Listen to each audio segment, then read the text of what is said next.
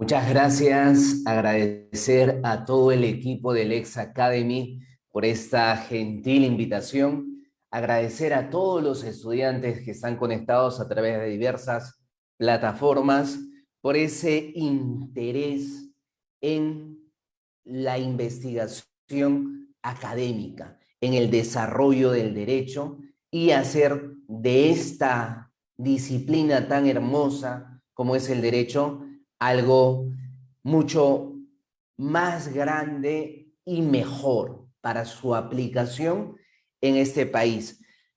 Ahora, en, dentro del abanico de propuestas, de temas que podíamos conversar el día de hoy, hemos elegido justamente hablar sobre el sistema procesal penal peruano, que vendría a ser eh, regido, derivado del derecho eurocontinental o el famoso derecho romano germánico, que es la fuente que inspira nuestro sistema procesal, en su mayoría, en su gran mayoría, y hacer un versus con el derecho anglosajón, el derecho conocido por todos como el derecho común, el derecho de la gente. Ahora, mis amigos del Lex Academy, ayúdenme, por favor. Son las 6:05. ¿Cuánto tiempo tenemos para dosificar correctamente la exposición de hoy día y dar un espacio para las preguntas? Sí, a las 7 tenemos una ponencia también programada, así que sería máximo, ¿no? Hasta antes, 2 minutos antes Ya. de... Entonces, hacemos un conversatorio teórico hasta las 6:45 y dejamos unos 10 minutitos para las preguntas, cosa que damos tiempo para que ingrese el otro ponente también y respetamos el tiempo. ¿Les parece? Sí, está perfecto. Ya. Excelente. Entonces, primero me presento. Mi nombre es David Emerson Farfán Zulcahuamán, abogado colegiado por la Universidad Nacional Mayor de San Marcos y también licenciado en educación. Una de las cosas que más me gusta, aparte de ser abogado, es la docencia. Es por eso que dicto en universidades, conferencias, diplomados a nivel nacional e internacional, porque me gusta compartir siempre lo que encontramos en el camino, porque el derecho es una construcción, es una disciplina que se construye con el tiempo y es fruto de la sociedad. Y lo mismo pasa en estos ambientes académicos. Estas discusiones, estas conversaciones dan frutos en la realidad, porque se aplican en la realidad. Entonces, mi persona ha estado estudiando el sistema anglosajón bastante tiempo. He tenido la oportunidad de vivir en Inglaterra casi un año completo y me ha permitido entender y ver directamente cómo funciona el sistema. Y posteriormente ya estudiando, conociendo más el sistema norteamericano en unos cursos, maestrías, ahí en escuelas de derecho tan importantes en Estados Unidos, que nos permite calzar una visión acerca del sistema norteamericano, el sistema anglosajón, y compararlo con nuestro sistema, el derecho eurocontinental que alimenta en su gran mayoría a nuestro sistema procesal. Dentro de todas estas conversaciones que ustedes tienen en este Congreso de Estudiantes, que es un congreso muy importante, yo felicito a los organizadores del Lex Academy. Sigan por ese camino, sigan fomentando el debate jurídico, el debate académico, para que nuestro sistema, nuestro derecho, mejore. Porque para eso estamos nosotros, para eso están las nuevas generaciones de abogados como ustedes aquí presentes. Están aquí para hacer que nuestro sistema sea mejor, cada vez mejor. Y eso en realidad sí funciona. ¿Por qué? Si nosotros vemos nuestro sistema procesal, nos centramos en el sistema procesal penal peruano y retrocedemos nuestra mirada y vamos a sentir una evolución. No solamente en la forma de ejercer el derecho, sino en el sistema que se torna o se genera más garantista. Y eso es lo que se quiere. Recuerden, el derecho penal es el sistema más fuerte que tiene el Estado para imponer una sanción. El jus imperium del Estado se ejerce con toda firmeza a través del derecho penal. Lo que ninguna otra rama del derecho puede hacer, lo hace el derecho penal. Quitarte tu propiedad, quitarte tu libertad, quitarte hasta la vida en los casos de pena de muerte. Imagínense la fuerza coercitiva que tiene el derecho penal. Es por eso que se tiene que buscar que este sistema penal sea cada vez más garantista, menos inquisitorial, menos dictatorial y que permita que se ejerza la defensa con todas las garantías procesales. Y eso es lo que hace nuestro sistema procesal en su evolución. Por eso les decía al inicio, si nosotros miramos hacia atrás, recordamos el sistema, nuestros sistemas procesales, y nos vamos a dar cuenta que son altamente inquisitoriales. Sin ir muy lejos, el Código de Procedimientos Penales de 1939, que entra en vigencia en 1940. Este Código de Procedimientos Penales altamente inquisitorial, con un sistema poco garantista, con un proceso donde se desarrolla un juicio donde el que te investiga termina juzgándote.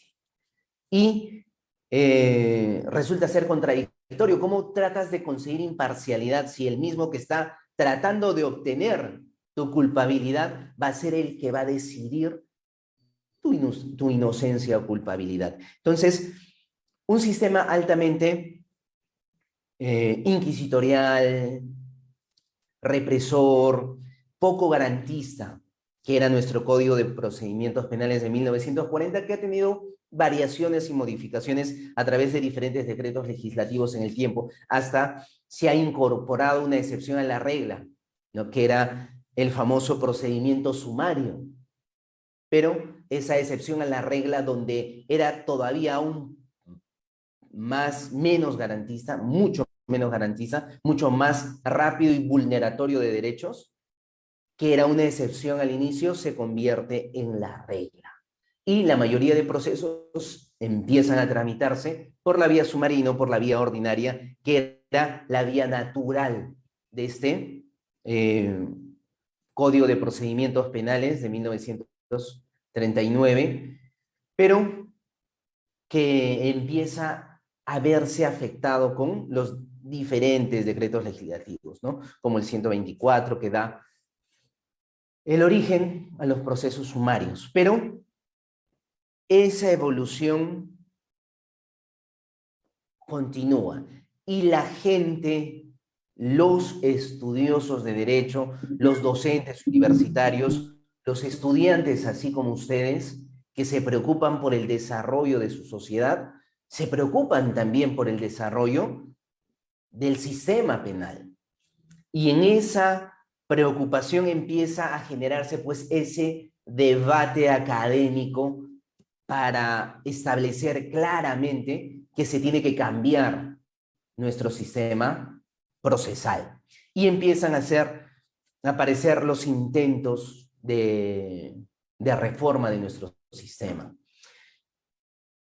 Intentos fallidos. Tenemos el nuevo Código Procesal de 1991, que nunca llega a entrar en vigencia, porque en 1992 tenemos el golpe de Estado.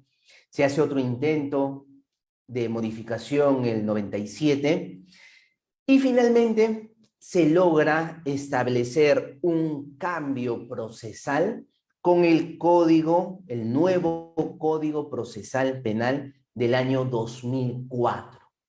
Este Código Procesal Penal, que como les mencioné, ¿es fruto de qué? Es fruto del debate académico, lo mismo que estamos haciendo ahora en estos conversatorios virtuales. Ese debate académico genera esa transformación del derecho. Entonces, se da un código penal mucho más garantista, acusatorio, adversarial.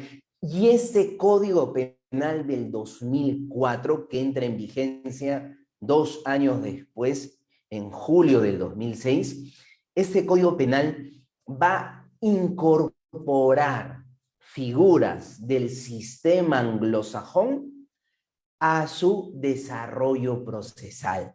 ¿En busca de qué? En busca de la adversarialidad. Y ahí es donde empezamos a partir nuestra idea de generar debate acerca de nuestro sistema. Si ponemos un antes y un después, analizando nuestro Código de Procedimientos Penales y el nuevo Código Procesal Penal del 2004, el que en sí entró en vigencia completamente, la gran mayoría de los que estamos aquí presentes y de los que estamos conectados a través de las redes sociales, la gran mayoría vamos a tener, creo, la certeza de que este nuevo modelo procesal penal es mucho mejor que el anterior Código de Procedimientos Penales. Mucho mejor. Y especialmente es mucho mejor gracias a la incorporación de figuras del derecho anglosajón, de este sistema de adversarialidad que genera un derecho garantista. Creo que la gran mayoría vamos a estar de acuerdo en esto. Entonces, acá empezamos con nuestro debate. ¿Vale la pena seguir modificando nuestro sistema procesal penal en el Perú y mirando más al sistema anglosajón? ¿O seguimos mirando al derecho eurocontinental, al derecho romano-germánico? Entonces, ese es el debate que vamos a tener el día de hoy. Y vamos a empezar con un poquito de historia. Cuando el tiempo que viví fuera del Perú, siempre había esa pregunta: ¿por qué la gente respeta más la ley en otros países, especialmente en Europa?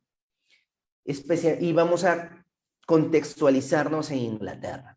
¿Por qué la gente en Inglaterra respeta mucho más la ley que en nuestro país, en Perú, donde la gente, inclusive abogados, lo que tratan de hacer es sacarle la vuelta a la ley, es ver cómo conseguimos resultados fuera de la ley o al margen de la ley, o el famoso, el criollo, ¿no? El vivo.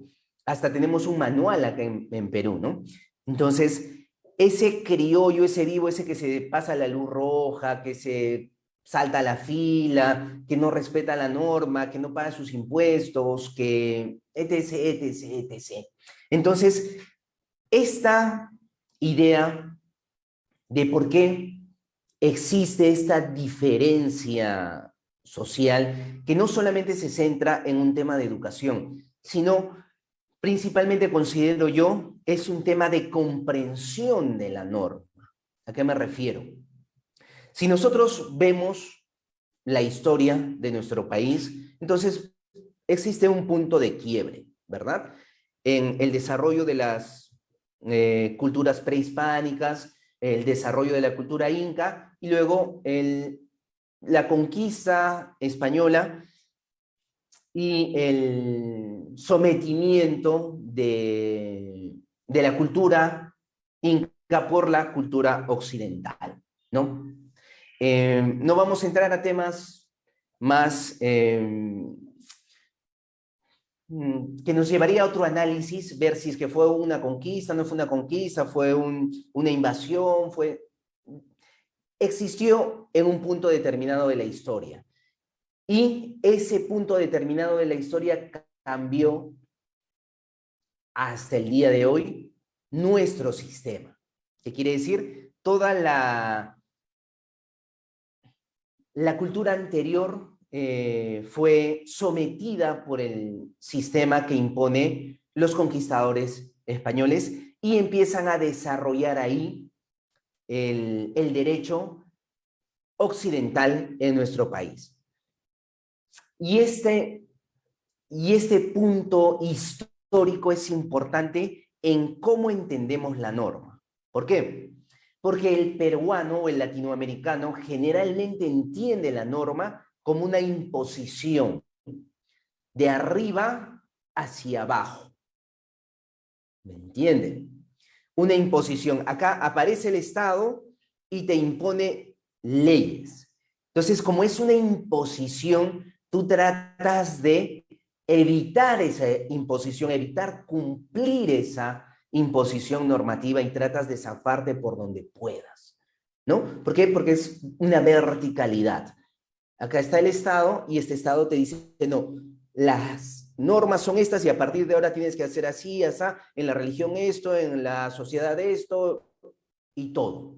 Entonces, existe una imposición normativa, pero si nosotros vamos al derecho anglosajón, revisamos un poco Inglaterra, la historia de Inglaterra, entonces vamos a ver que dentro de su estado monárquico tenían un estado absolutista, totalitario, donde la autoridad del rey era sin limitación ni control alguno, ¿no? En un tiempo, la Iglesia Católica y los reyes se peleaban por quienes tenían mayor poder, ¿no? En Inglaterra hay un quiebre con Enrique VIII de Inglaterra que rompe con la Iglesia Católica y funda la Iglesia Anglicana y empieza a decirle a la Iglesia Católica, al Papa, a Roma, ¿sabes qué? Acá tú no entras y ya no existe más conexión contigo, ¿no? Y fuera de acá, de todos los territorios del reino inglés.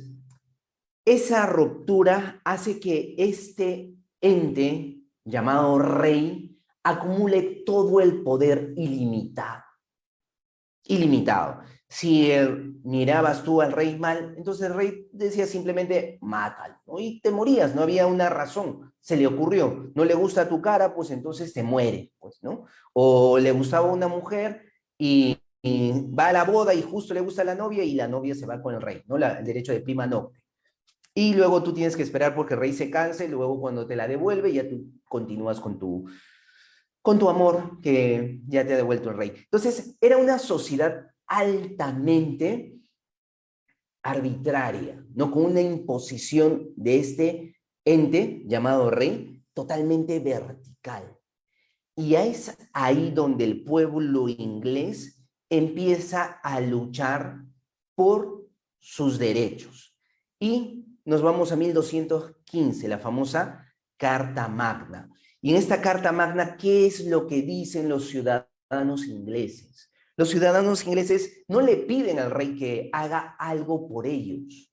No le piden que el rey les dé algo, sino simplemente le dicen, oye, rey, mira, tú eres lo máximo, eres el rey, pero respétame, pues, respeta mi vida, respeta mi propiedad, respeta mi integridad. Lo único que te pido es respeta hasta mi vida, mi dignidad, mi integridad.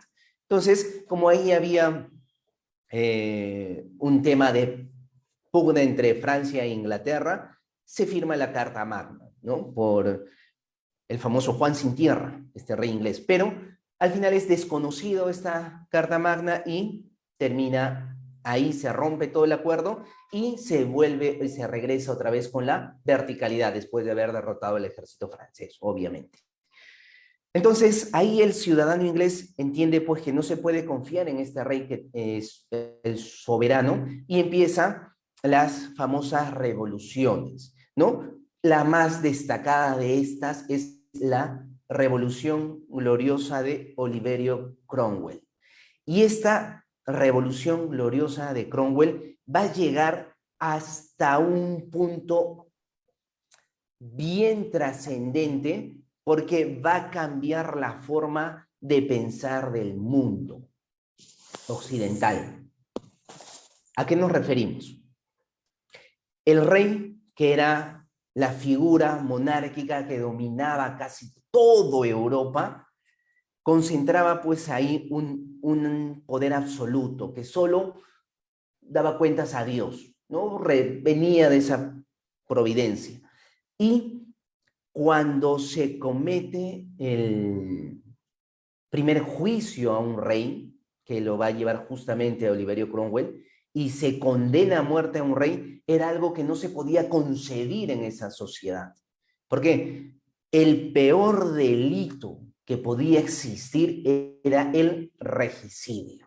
Matar a tu rey era lo peor, era algo impensable. Tú podías matar a tu madre, a tu padre, a tu hermano, a quien quieras, pero menos al rey, ¿no? Ni siquiera podías pensar eso. Entonces, cuando se condena a muerte a ese rey inglés y se le ejecuta, estamos hablando de Carlos I de Inglaterra, y se ejecuta la sentencia y se le aguillotina, se le corta la cabeza, entonces hay un cambio de paradigma total. Y obviamente esta revolución gloriosa de Cromwell va a conseguir los famosos Bill of Rights, la Declaración de Derechos, que va a ser el sustento fundamental para lo que nosotros conocemos ahora como el desarrollo de los derechos humanos, para la Constitución de los Estados Unidos, la Declaración Universal de los Derechos del Hombre, que se da posterior a la Revolución Francesa, y la Declaración de Derechos Humanos, que lo tenemos hasta el día de hoy. Entonces, la trascendencia de ese momento es importante. ¿Por qué? Porque rompe el paradigma. Y al romper ese paradigma, se va a establecer una victoria para el pueblo inglés. ¿Cuál es esa victoria? El que logran imponer la ley ellos. Entonces la ley se genera de abajo hacia arriba. El pueblo consigue la ley y hace que esta ley se imponga frente a la autoridad monárquica. Y esta imposición de la ley hace que el ciudadano respete mucho la ley, el ciudadano inglés. ¿Por qué? Porque han sido años y años, cientos de años, donde el pueblo lucha para conseguir la ley. Entonces, ahí, ¿cómo se concibe la ley? No se concibe como una imposición de arriba hacia abajo, sino todo lo contrario, de abajo hacia arriba.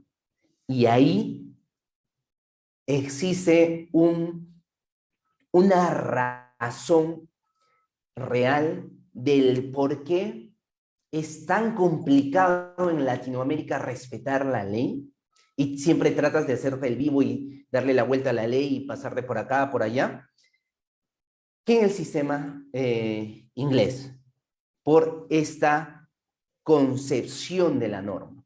Si tú sientes que te imponen la norma, entonces hay una diferencia total si tú sientes que has impuesto la norma. Entonces, respetas algo que te ha costado.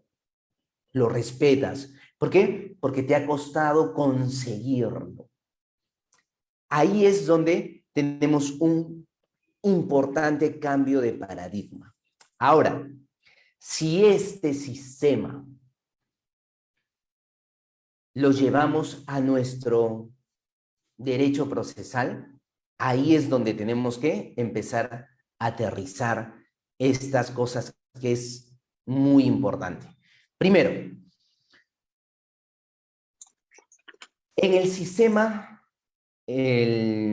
vamos a hacer una comparación para que sea más fácil, porque si bien es cierto, el derecho anglosajón, el derecho inglés, casi se desarrolla su sistema en varios países que tienen esta influencia del derecho común, el common law, pero Estados Unidos va a ser uno de los países que nos puede dar una claridad bien directa de cómo funciona el sistema procesal ahí.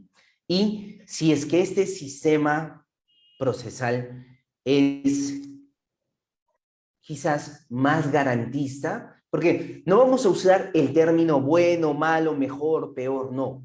porque los sistemas funcionan, ambos sistemas tienen ventajas, desventajas, pero ¿cuál garantiza un proceso más justo? Eso es lo que queremos que se empiece a debatir con esta ponencia. Empezar a debatir eso, empezar a dar vueltas esa idea y verificar si podemos seguir incorporando nuevas herramientas del derecho anglosajón a nuestro sistema procesal penal. Obviamente, el interés de esta ponencia es dejarles a ustedes esa incertidumbre como estudiantes, como profesionales, y de esa incertidumbre empiecen a buscar, porque en 45 minutos es imposible que podamos establecer pues diferencias claras de sistemas y tener puntos específicos para plantear una modificación legislativa, por ejemplo. Pero eso nace del debate y se va a ir generando hasta que pueda concretizarse como pasó en el Código del 2004, el nuevo Código Procesal Penal. Fueron justamente los académicos, profesores, docentes, estudiantes como ustedes, que empiezan a generar ese debate. Y dicen, oye, nuestro sistema procesal penal ya es demasiado, no es un abuso. Uno, que los procesos penales ya están durando excesivamente, 10 años un proceso penal. Uno, que no garantiza el resultado, porque tú podías obtener una sentencia a tu favor y se escapaba el sentenciado, se escondía unos 5, 6, 10 años, prescribía la sentencia y terminó. Todos tus años de proceso no sirvieron para nada y presentaba su prescripción y quedaba libre de todo proceso. Entonces, cosas injustas que se han cambiado, ejemplitos, con este nuevo sistema. Pero esta adversarialidad es algo que nos va a ayudar a entender un poquito más. Entonces, tenemos ¿cuál sería la importancia o el término más trascendente para conseguir el cambio de ese paradigma, o para que podamos entender nosotros el sistema? Nuestro sistema lo conocemos, el derecho romano germánico, el derecho eurocontinental, lo conocemos. Sabemos cómo se estructura, sabemos que nuestra fuente del derecho es la ley. La ley es la que va a determinar toda la estructura de justicia en nuestro país. Y sabemos por nuestra pirámide normativa que nuestra constitución está en la cabeza, nuestras leyes, los tratados internacionales ahí al mismo nivel, unos dicen encima, otros al mismo nivel, están ahí. Y empezamos con toda nuestra escalera o nuestra pirámide normativa. Pero esta ley es estrictamente fundamental y es la fuente del derecho y es nuestro principio de legalidad, que quiere decir que esta ley va a determinar cómo se va a aplicar la justicia en nuestro país. Pero esta ley, al ser estructurada en artículos y al ser los abogados los intérpretes de estos artículos, va a generar una serie de sentencias muy disímiles o diferentes. ¿A qué me refiero? Un juez, por ejemplo, en materia penal, con unos determinados hechos, puede condenar, imaginemos, violación sexual, puede condenar a cadena perpetua al acusado de violación sexual. Otro juez, con una determinada cantidad de hechos similares y pruebas similares, le puede dar una absolución, sin sanción alguna. Entonces, tú dices, oye, pero ¿cómo puede pasar eso en nuestro país? ¿Cómo puede pasar? Pasa porque, si bien es cierto, la ley es nuestra fuente de derecho, pero la ley es sujeta a interpretación. Y los jueces en nuestro país tienen ese famoso criterio de conciencia. El criterio de conciencia que la ley faculta, autoriza para que puedan ellos ver, pues, oye, qué valorar la prueba y interpretar la ley. Y dentro de ese escenario pueden decidir ellos, no, para mí esto se merece pues cadena perpetua. Está comprobado, cadena perpetua. Y otro juez puede decir, no, para mí esto es absolución porque no ha superado el umbral de la duda razonable y absolución, ¿no? Y hechos muy similares, pueden ser hechos calcados, medios de prueba calcados. Entonces, esta situación te hace pensar y dices, oye, ¿cómo es que funciona así? De ahí nos vamos al otro sistema, el sistema anglosajón. Este sistema tiene una fuente principal que es el derecho común, la jurisprudencia. Esa casuística que se ha generado años y años. Ojo, no quiero decir con esto que no es que no exista la ley, y ahorita lo vamos a ver un poquito más en detalle.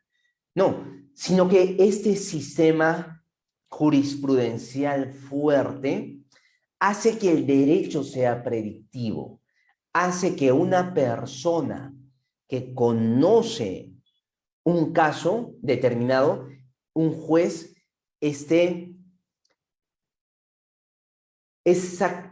libre albedrío esté limitado por la forma como se ha tratado el caso en la jurisprudencia.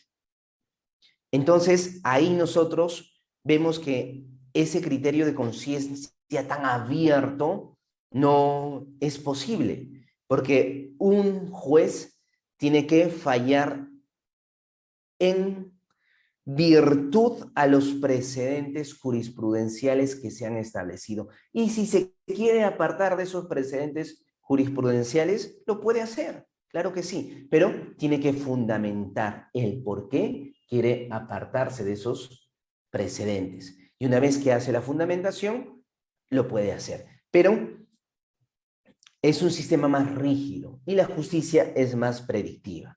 Pero vamos a conocer un poquito más dentro del tiempo que tenemos de este sistema de los Estados Unidos, porque tenemos que tener, recuerden, casos concretos. Entonces, estamos analizando el sistema procesal penal peruano, que está basado, inspirado en el derecho eurocontinental, con el sistema procesal norteamericano, que está basado, inspirado en el derecho anglosajón, el derecho inglés, el derecho común, el common law. Entonces, primero, tenemos que tener claro la diferencia política y estructural también en nuestro país con el país vecino de los Estados Unidos. Nuestro sistema republicano es unitario. El poder se centra en el presidente y existe esa descentralización, ¿no es cierto?, con los gobiernos regionales, las municipalidades, pero esta descentralización es limitada. El poder se sigue centrando en el ejecutivo, en el presidente que maneja todos los recursos y distribuye a nivel nacional. En el sistema de los Estados Unidos es distinto, ¿no? ¿Por qué? Porque tenemos es como que tendríamos dos grandes sistemas en los Estados Unidos, el sistema federal y el sistema local. Esto sería que son como dos estructuras, una estructura grande, que es la estructura federal, y 48 entidades locales o federativas, cada una con su propio régimen de derecho distinto a los demás estados. Miren cuán complicado, cuán difícil es el sistema, porque estamos hablando que tenemos un sistema federal, pero tenemos 48 entidades federativas, 48 estados independientes, cada uno con su propio régimen de derecho, distinto a los demás estados. Eso quiere decir que inclusive dentro de estos 48 estados o entidades federativas, hay estados dentro de los Estados Unidos que tienen una inclinación procesal más apegada al derecho romano-germánico, al derecho eurocontinental, y estando dentro de los Estados Unidos, dentro de ese bloque federal.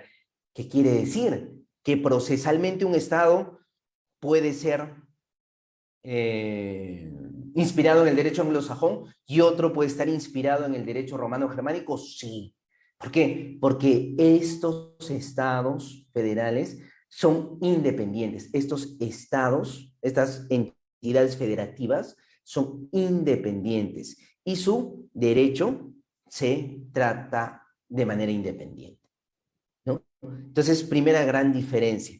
En el derecho angloamericano, en el derecho de los Estados Unidos, tenemos la jurisprudencia, el derecho escrito, y tenemos también la ley escrita. Y también tenemos los códigos, al igual que tenemos acá. Solo que tenemos que entender cada estado como un Perú en pequeñito. ¿Qué quiere decir? Cada estado tiene su propia constitución. Cada estado tiene su propia constitución. Y dentro de esa constitución tienen sus propios códigos, tienen sus propias leyes, tienen sus propios reglamentos. Y en macro tenemos una constitución federal de los Estados Unidos y tenemos leyes federales en macro. Entonces, un sistema altamente complicado, lo que inclusive limita al abogado que pueda ejercer en distintos estados, ¿no? Si tú eres un abogado que dice tu examen de la barra, por decir, en el estado de California, puedes ejercer en el estado de California. Si quieres ejercer en Luisiana, por ejemplo, necesitas dar tu examen y demostrar que estás apto para conocer y ser abogado y ejercer en ese estado. ¿Son distintos? Claro que sí. El sistema de California con el otro son distintos por más que estén dentro de un solo país. Entonces, dentro de la ley escrita que vamos a encontrar en cada estado, vamos a tener las constituciones de cada estado, las leyes ordinarias de cada estado, los tratados internacionales. Ojo, estos tratados internacionales solo pueden ser negociados o conversados por el sistema federal, por el gobierno federal, no por los estados. Luego vamos a ver cuánta importancia tienen también estos tratados internacionales en este sistema norteamericano, ¿no? Entonces, es un sistema de doble gobierno que rige a la nación, un sistema local y un sistema federal. Entonces, esto justamente también nace propio de ¿qué? De la independencia de los Estados Unidos. Estados Unidos, una colonia inglesa, esta colonia inglesa empiezan a convertirse en 13 colonias inglesas que tenían la capacidad administrativa para autodirigirse, pero políticamente y económicamente estaban sujetos a Inglaterra. Y empieza a existir toda una serie de crisis por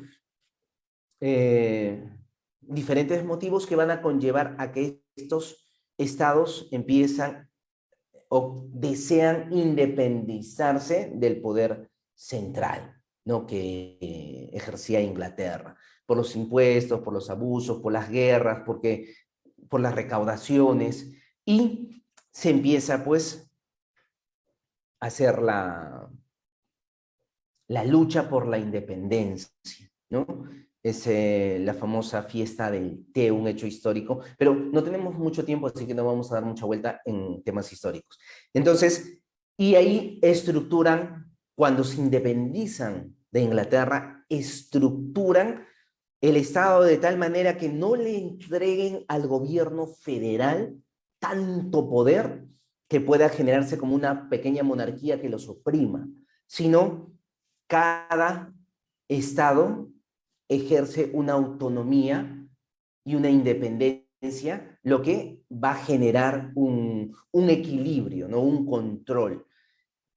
Y este control se va a manifestar a través de, uno, la Constitución Federal, que es la Constitución que nace con las primeras 13 colonias inglesas que se independizan. y luego se empieza a desarrollar a lo largo de todos los estados. Y las constituciones de los estados, que generan un poder interno independiente.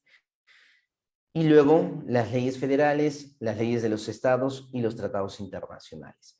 Ahora, dentro de esa estructura, nosotros tenemos que tener claro un punto. Entonces, procesalmente, ¿cómo funciona en materia penal el derecho norteamericano? Muy similar a cómo funciona nuestro sistema. ¿Por qué? Porque tenemos códigos escritos y también tenemos códigos escritos. Tenemos códigos procesales y también tenemos códigos procesales. Tenemos una constitución y también cada estado tiene su constitución. Entonces, ¿cuál es la diferencia esencial? Va a ser, uno, la forma de tratar el derecho y la forma de respetar la jurisprudencia establecida. Si bien es cierto, nuestro Tribunal Constitucional en algún momento intentó hacer una pared jurisprudencial sólida que ahora se ha caído, y la Corte Suprema también ha tratado de imponer criterios jurisprudenciales de obligatorio cumplimiento. Recuerden que los acuerdos plenarios son vinculantes. No, así lo dice la Ley Orgánica del Poder Judicial, artículo 116. Las sentencias plenarias casatorias son de obligatorio cumplimiento. Entonces, esta jurisprudencia está en el 335 de nuestro nuevo Código Procesal Penal. Estas normas tendrían que ser de obligatorio cumplimiento para todas las jurisdicciones del Estado y establecidas por la Corte Suprema. ¿Qué quiere decir? La Corte Suprema hace como una pirámide o una pared jurisprudencial y te empieza a dar criterios de obligatorio cumplimiento. Pero estos criterios de obligatorio cumplimiento dejan de ser de obligatorio cumplimiento si el juez tiene su libertad discrecional. Al tener el juez esa libertad discrecional de decidir cómo, en qué sentido resolver una sentencia, entonces, ¿qué haces? ¿Le vas a quejar porque no respetó los criterios jurisprudenciales? Sí, entonces quizás lo quejas o te vas en apelación y le dices, oye, señor de la sala, no respetó estos criterios jurisprudenciales de la Corte Suprema. El de la sala te puede decir, sí, pero la Corte Suprema pues a veces te dice su criterio del juez, ¿no? Y yo comparto su criterio y reafirmo la sentencia. Entonces tienes que irte hasta la Corte Suprema y decirle, señor de la Corte Suprema, miren, acá está usted ha establecido estos criterios de obligatorio cumplimiento y estos jueces no lo han hecho.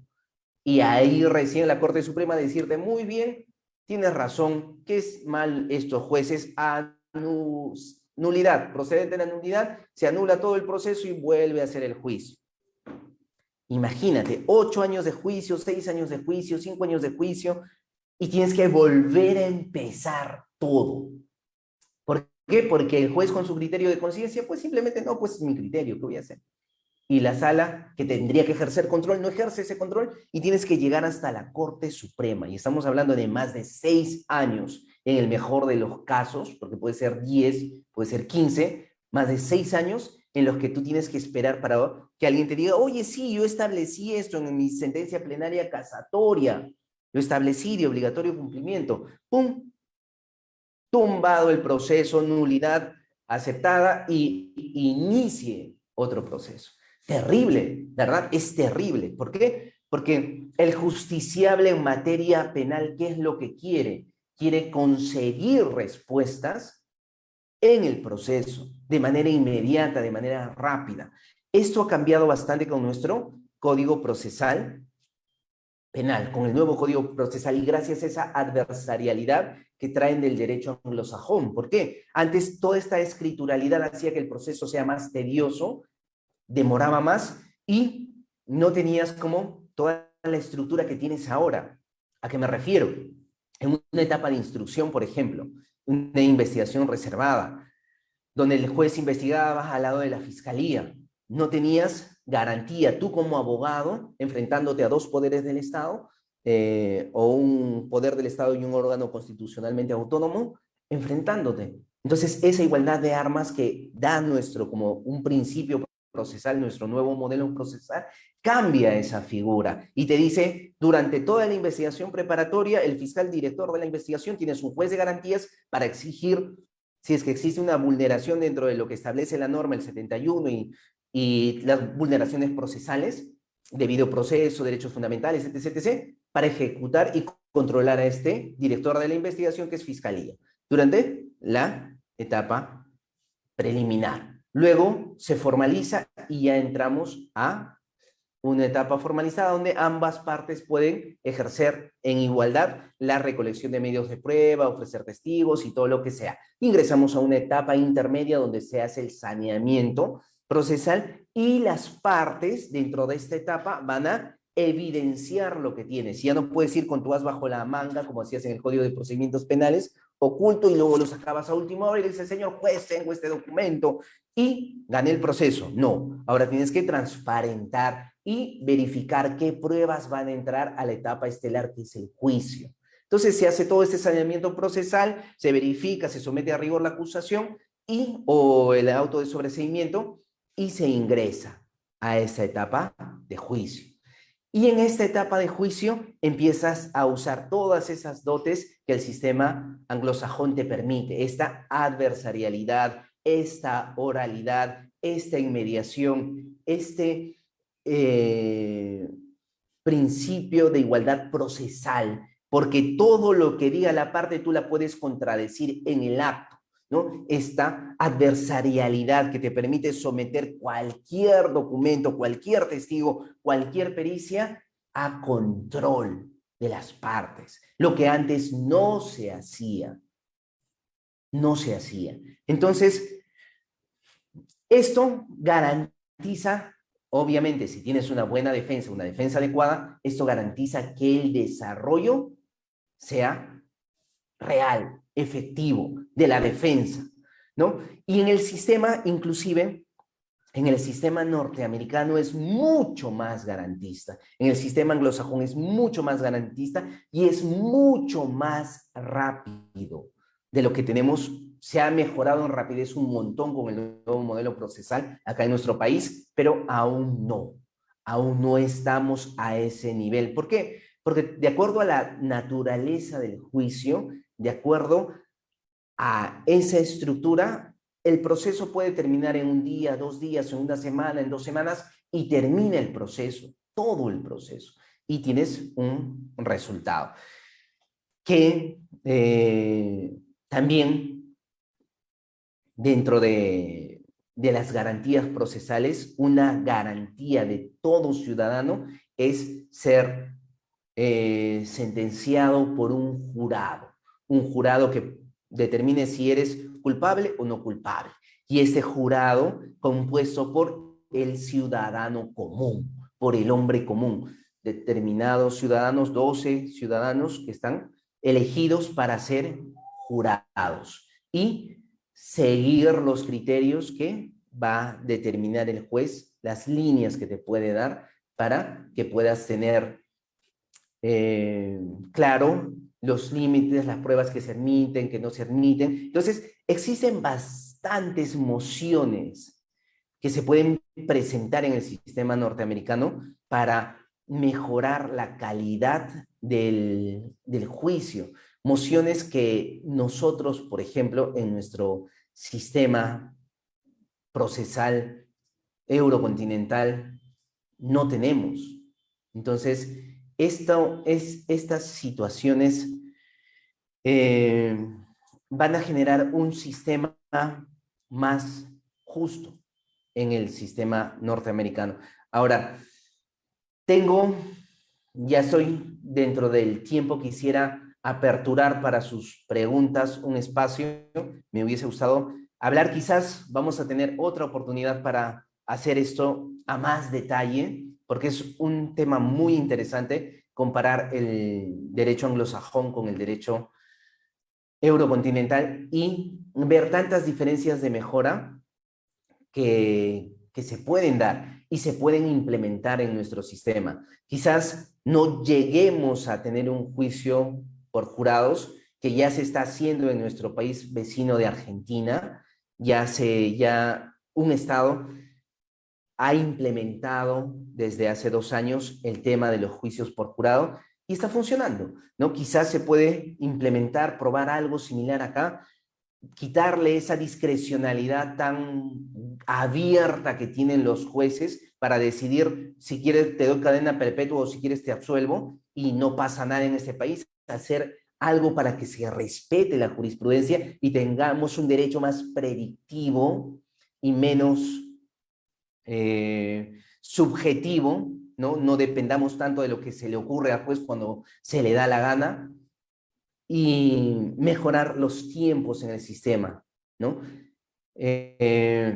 A mis amigos del Ex Academy, por favor, si tienen preguntas, abrimos las preguntas para respetar el tiempo. Sí, compañeros, colegas, pueden ustedes realizar sus preguntas, inquietudes, acotaciones. Este es, creo, los últimos minutos para aprovechar la presencia virtual del doctor. De no ser el caso, doctor, me gustaría profundizar en lo último que dijo usted. Interesante. También tengo esa inquietud, ¿no? O sea, no encuentro quizás los argumentos para ir en contra de por qué no se utiliza ya el sistema americano, ¿no? En nuestro país, ya que el Perú, en realidad su población es bastante participativa en los temas de exigir derechos, ¿no? Cuando hay, por ejemplo, violencia, una violación, un homicidio. Entonces, si ellos participan bastante y a veces hacen inclusive reclamos acertados sobre adquirir justicia, dan, ¿no? Quizás lo mediático que se puede convertir en un caso, quizás apresuran un poco al sistema de justicia, ¿no? A dar prisiones preventivas, etcétera. Yo creo que el Perú, bueno, la sociedad peruana, para mí, al parecer, podría ya estar entrando en esa etapa de juicios con jurado, desde mi punto de vista. No sé qué usted opina, doctor, su larga experiencia que tiene. Me interesaría saber ese punto. Gracias. Es un punto muy importante lo que acabas de señalar, porque nuestro país, al ser tan rico, tan multilingüe, pluricultural, es especial, porque si nosotros revisamos, existen las rondas campesinas que ejercen autoridad en determinados lugares de nuestro país y la población se somete a esa autoridad, se somete a esos castigos, se somete a los procedimientos de estas rondas campesinas, por ejemplo. Existen comunidades que están apartadas en la selva de nuestro país y establecen sus propias reglas de convivencia. Y dentro de la mayoría de la población, como tú muy bien lo has mencionado, la gente participa activamente en reclamando sus derechos, hacen marchas, protestas, inclusive utilizan medios coercitivos, como señalaste bien, la prensa, redes sociales, para influir, ¿no? Hay como un cuarto actor dentro de un proceso, que es el poder mediático, que muchas veces consigue resultados fuera de las garantías procesales, fuera de lo que establece la norma, pero se consiguen, ¿por qué? Porque este poder mediático ejerce también su influencia mucho más fuerte en nuestro sistema que en el sistema, por decir, norteamericano. Entonces, tratar de establecer juicios por jurados, así como se ha hecho en centros pilotos, sería una forma de ver si es que esta justicia funciona, ¿no? Muchos dicen, oye, pero si es que acá en el Perú, lamentablemente, se tratan de comprar jueces, fiscales, entonces va a ser más fácil sobornar al jurado. ¿Por qué? Porque es gente humilde o ciudadanos comunes, entonces es mucho más fácil poder manipularlos, sobornarlos, etc. O sea, son criterios que la gente que opone resistencia a establecer un sistema de juicio por jurados en nuestro país, como ya lo está haciendo el país vecino de Argentina, como se está debatiendo para que se empiece a establecer también en Chile y en Colombia. Entonces, quizás no tenemos que quedarnos muy atrás, ¿no? Recuerden que cuando nace esta ola de la adversarialidad que viene del derecho anglosajón, en nuestro país, gracias al debate académico de nuestros juristas, ha sido uno de los primeros en América Latina en debatir esto y incorporarlo en el nuevo Código de Procedimientos, en el nuevo Código Procesal Penal del 2004. Algo similar puede ser. ¿Por qué? Porque ya hay una ola donde observamos que están funcionando estos juicios por jurados. Entonces, no tenemos que quedarnos muy atrás y tal vez generar debate académico mayor, profundizar en puntos y tratar de proponer al Poder Judicial y a través de la ley, porque nuestra fuente es la ley, entonces a través de una iniciativa legislativa, poder establecer un piloto de un distrito judicial como fue Huaura, Huacho Huaura, con este nuevo modelo procesal penal. Fue un piloto que de ahí empezó a descentralizarse y ya está a nivel nacional. Entonces, esto es el debate académico. Yo agradezco una vez más al ex Academy Perú por esta invitación. Saben que siempre pueden contar conmigo para todos los eventos que quieran y hacer esto, debate académico, conversación, que es lo que nutre a nuestro derecho. Y agradecido una vez más con todos ustedes, siempre para servirlos cuando quieran.